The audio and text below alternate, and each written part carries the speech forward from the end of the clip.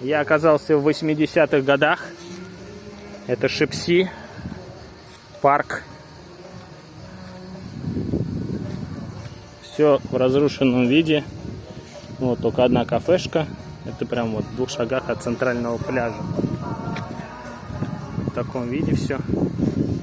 Скучном.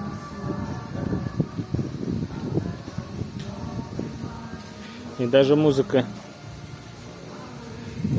из 80-х, 90-х